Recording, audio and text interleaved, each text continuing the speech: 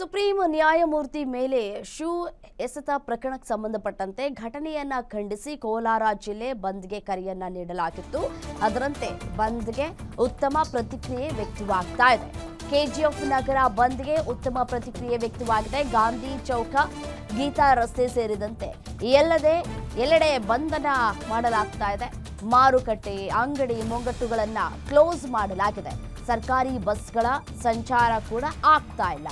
ರಸ್ತೆಗೆ ಇಳಿದಿರುವಂತಹ ಖಾಸಗಿ ಬಸ್ಗಳು ಎಂದಿನಂತೆ ಆಟೋಗಳು ತಮ್ಮ ಸಂಚಾರವನ್ನ ಮಾಡ್ತಾ ಇದ್ದಾವೆ. ನ್ಯಾಯಮೂರ್ತಿಗಳ ಮೇಲೆ ಶೂ ಎಸೆದ ಪ್ರಕರಣಕ್ಕೆ ಸಂಬಂಧಪಟ್ಟಂತೆ ಅವರೇನೋ ದೊಡ್ಡ ಮನಸ್ಸು ಮಾಡಿ ಕ್ಷಮಿಸಿರಬಹುದು. ಬಟ್ ಆದರೆ ಈ ಘಟನೆಯನ್ನ ಯಾರೂ ಕೂಡ ಒಪ್ಪೋದಕ್ಕೆ ರೆಡಿ ಇಲ್ಲ. ಯಾರು ಒಪ್ಪಬಾರದು ಕೂಡ ಹೌದು.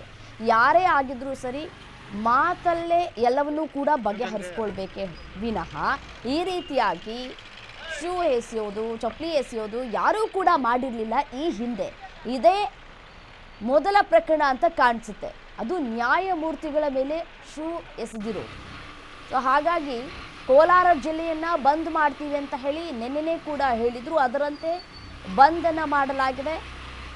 ಕೆಜಿಎಫ್ ನಗರ ಬಂದ್ಗೆ ಉತ್ತಮ ಪ್ರತಿಕ್ರಿಯೆ ಕೂಡ ವ್ಯಕ್ತವಾಗ್ತಾ ಇದೆ. ಎಲ್ಲರೂ ಕೂಡ ಅಂಗಡಿ ಮುಂಗಟ್ಟುಗಳನ್ನು ಬಂದ್ ಮಾಡ್ಕೊಂಡು ಸಪೋರ್ಟ್ ಮಾಡ್ತಾ ಇದ್ದಾರೆ. ದೃಶ್ಯದಲ್ಲೂ ಕೂಡ ಗಮನಿಸಬಹುದು, ಯಾವ ಅಂಗಡಿ ಮುಂಗಟ್ಟುಗಳು ಕೂಡ ಓಪನ್ ಆಗಿಲ್ಲ. ಖಾಸಗಿ ಬಸ್ಗಳು ಮಾತ್ರ ಓಡಾಟವನ್ನು ಮಾಡ್ತಾ ಇದ್ದಾವೆ. ಸರ್ಕಾರಿ ಬಸ್ಗಳು ಕೂಡ ಓಡಾಟವನ್ನು ಮಾಡ್ತಾ ಇಲ್ಲ. ನೀವು ಬಸ್ ನಿಲ್ದಾಣಕ್ಕೆ ಹೋದರೆ ನೋಡಿದ್ರೆ ಗಮನಿಸಬಹುದು, ಅಲ್ಲೆಲ್ಲವೂ ಕೂಡ ನಿಂತಲ್ಲೇ ಬಸ್ಗಳು ನಿಂತಿದ್ದಾವೆ, ಸರ್ಕಾರಿ ಬಸ್ಗಳು. ಬಟ್ ಆದರೆ ಎಂದಿನಂತೆ ಆಟೋಗಳು ಮಾತ್ರ ಸಂಚಾರವನ್ನು ಮಾಡ್ತಾ ಇದ್ದಾವೆ. ಅಲ್ಲಲ್ಲಿ ಸಣ್ಣ ಪುಟ್ಟ ಕೆಲಸಗಳನ್ನು ಮಾಡಿಕೊಂಡು ಹೋಗ್ತಾ ಇರೋದನ್ನು ಗಮನಿಸಬಹುದು ದೃಶ್ಯಾವಳಿಗಳಲ್ಲಿ.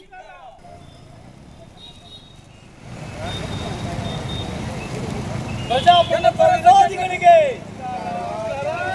ಸಂವಿಧಾನ ವಿರೋಧಿಗಳಿಗೆ, ಪ್ರಜಾಪ್ರಭುತ್ವ ವಿರೋಧಿಗಳಿಗೆ, ಸಂವಿಧಾನ ವಿರೋಧಿಗಳಿಗೆ,